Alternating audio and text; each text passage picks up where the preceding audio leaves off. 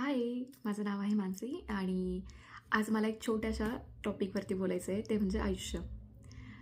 आपण जसं-जसं पुढे जातो, तसं-तसं आपल्या आयुष्यात खूप काही गोष्टी बदलत जातात.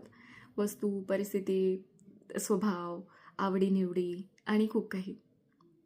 आणि जसं-जसं आपण जसं एक नवीन टप्प्यावर जातो, तसं-तसं आपल्याला एक नवीन अनुभव येतात.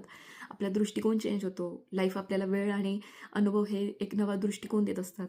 आणि तसंच काही लोकं आपल्या आयुष्यात कायमस्वरूपी असतात. बट काही लोकं फक्त एका तात्पुरत्या क्षणांसाठी आलेले असतात आणि दॅट्स टोटली फाईन. पण त्या सगळ्यांमध्ये आपल्यामध्ये खूप काही बदल घडत असतात. उदाहरणार्थ आपण कधी आउटग्रो होतो, की आपल्याला त्या गोष्टींचं सगळं कळून जातं, की अरे ठीक आहे, इट्स ओके. पण त्या गोष्टी का होतात? कारण की आपण त्या गोष्टी स्वीकारतो. जोपर्यंत आपण त्या परिस्थितीला कंटिन्यू रेजिस्ट करत असतो, आपण ज्या गोष्टीला स्वीकार करत नाही, तोपर्यंत ती गोष्ट अशी चालत असते कंटिन्यू. आणि ज्यावेळेला आपण ॲक्सेप्ट करतो, ओके दॅट्स फाईन. आणि त्यानंतर आपण जो एक पुढचं पाऊल उचलतो, ती एक मोठ्या एका आमूलाग्र बदलाची एक छोटीशी सुरुवात असते. आपणही ऐकलं असेल खूपदा, की स्वभावाला औषध नसतं.